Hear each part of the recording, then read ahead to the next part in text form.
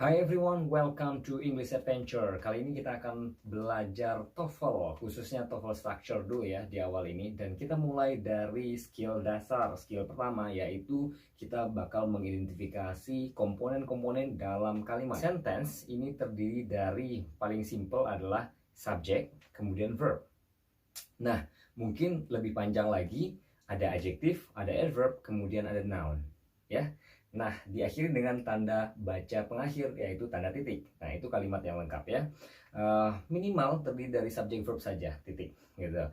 Nah, kita langsung saja masuk ke contoh pertama yang paling simple ini. Dalam kalimat yang lengkap, yaitu Harry helps many people at his office every day. Oke, dari sini kita bisa lihat bahwasanya kalimat ini subjeknya adalah Harry, kebetulan orang ya, tunggal, laki-laki satu orang. Kemudian helps adalah verbnya, kata kerjanya. Many people adalah objeknya, dan his office, at his office adalah keterangan tempat, yaitu adverb ya. Kemudian everyday ini adalah keterangan waktu ya.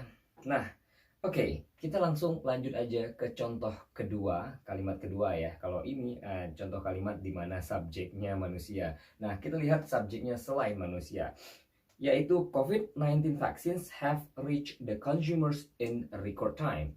Nah, COVID-19 vaccines dalam kalimat ini menempati posisi sebagai subjek, kemudian have reached-nya adalah verb, selanjutnya the consumers adalah objek, berikutnya in record times adalah keterangan waktu atau adverbnya ya.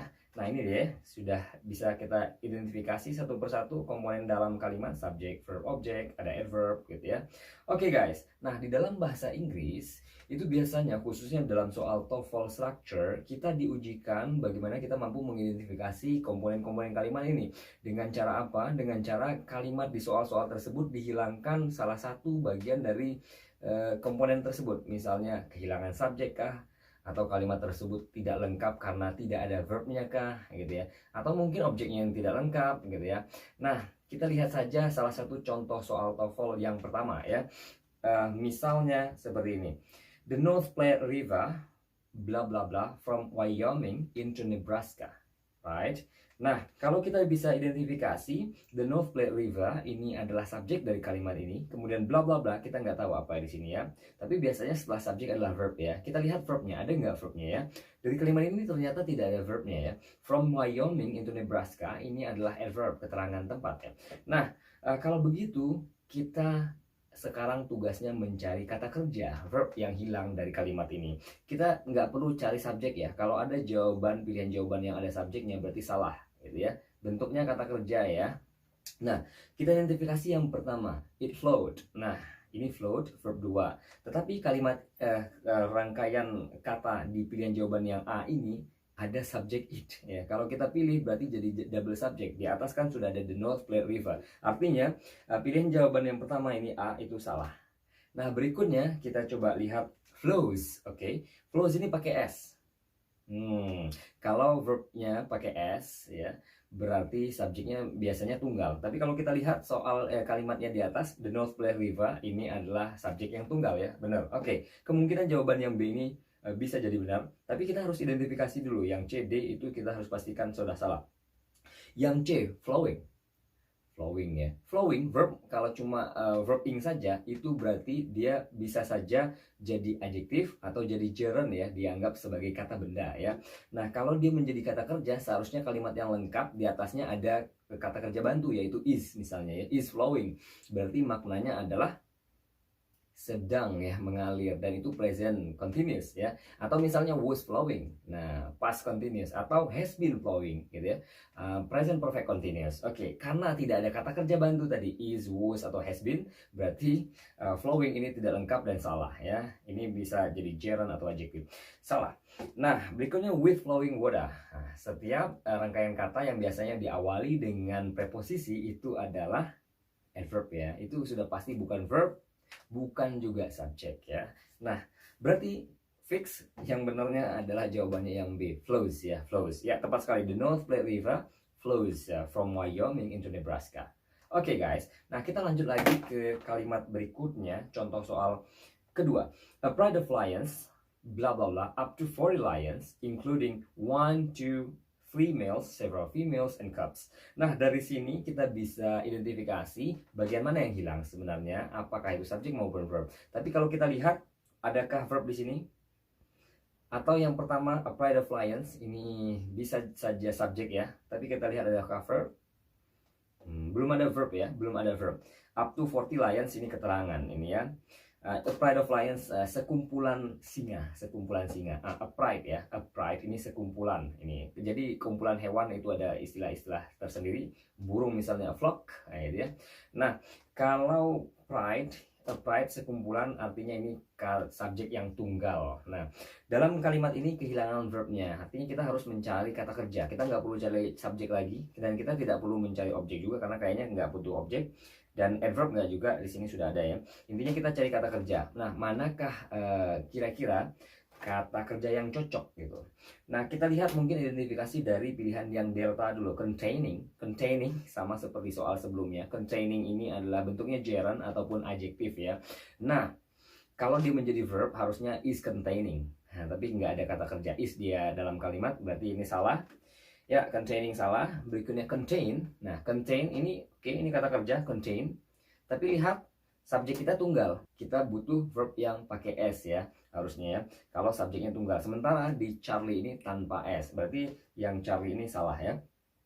Bravo, it contains. Wah, verbnya sudah pakai s nih. Tapi sayang sekali yang bravo ini ada subjek it ya. Berarti salah juga ya. Sementara yang harus kita cari cuma kata kerja saja, nggak perlu ada subjeknya. Nah, berarti yang alpha, can contain, bisa saja benar ini.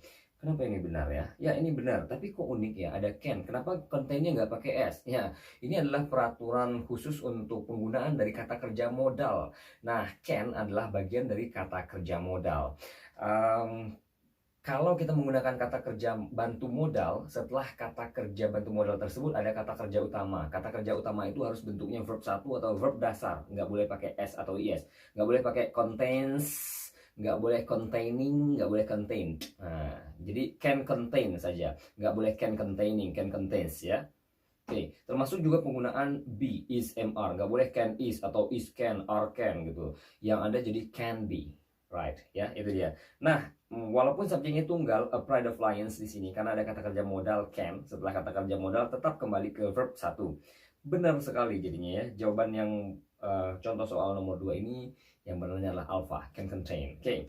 Right, guys. Nah, untuk memperkuat pemahaman kita dalam mengidentifikasi struktur-struktur atau komponen di dalam sebuah kalimat, kita perlu mempelajari latihan soal berikut ini. Nah, sudah tersedia ada 10 kalimat di sini yang harus kita identifikasi.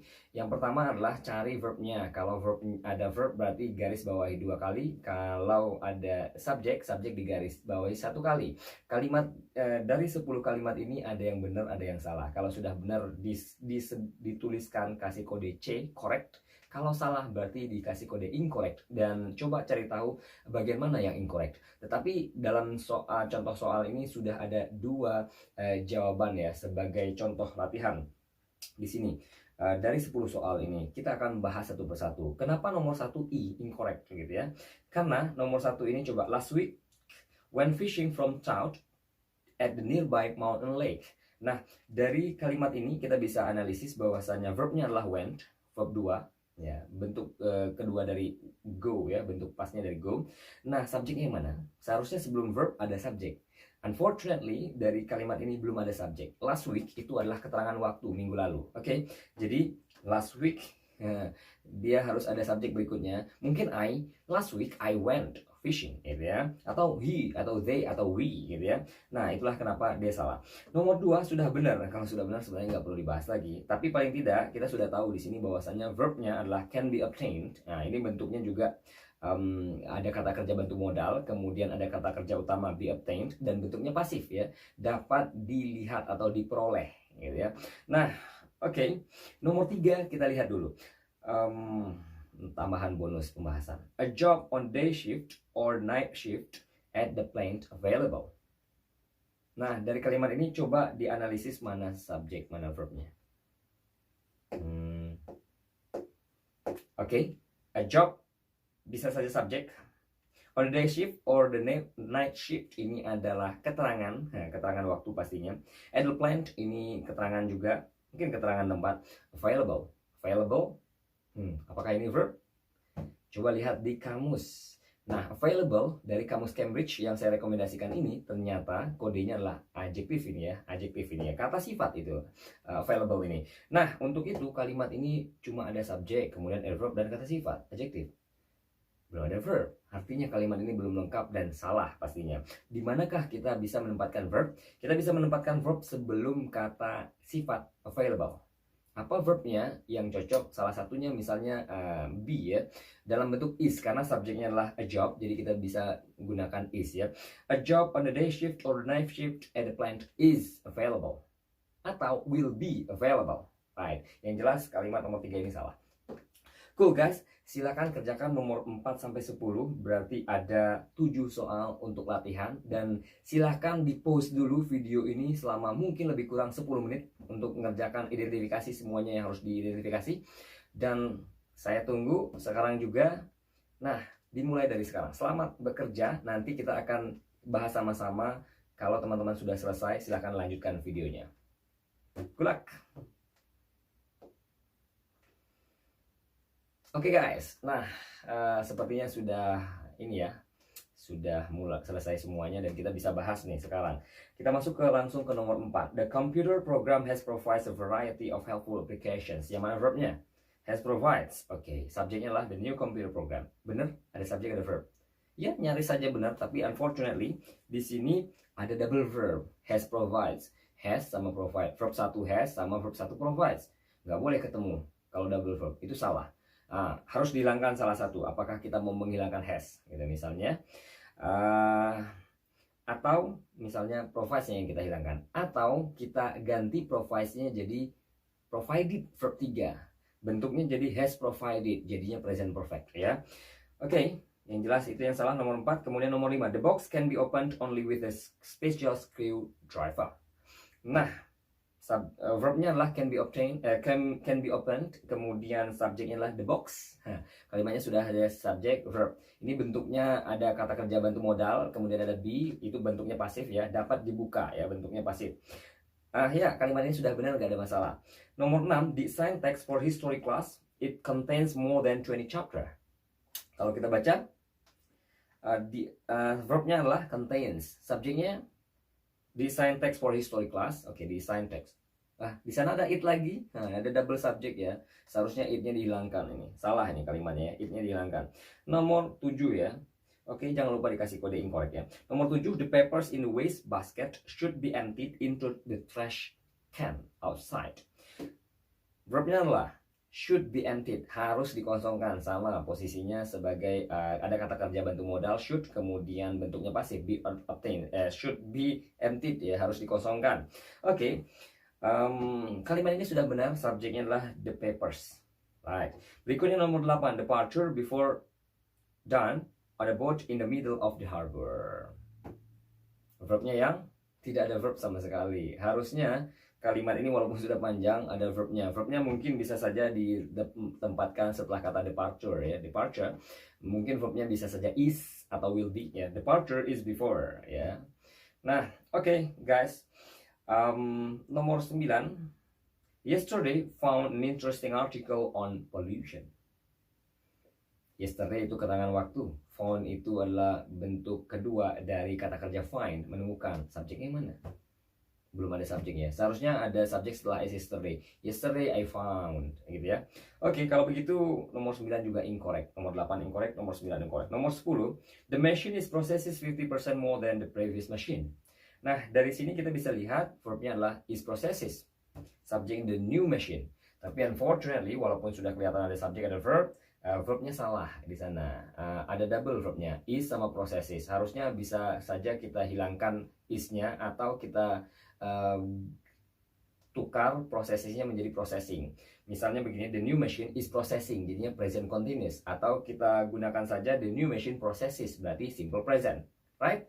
Nomor 10 itu juga incorrect ya. Oke guys, itu 10 latihan pertama hari ini. Semangat terus untuk berlatih. Nantikan materi kita berikutnya di postingan di English Adventure YouTube atau di IG @englishaventure.au. Oke, tetap update materinya. Goodbye, sampai jumpa di pertemuan berikutnya. Semangat!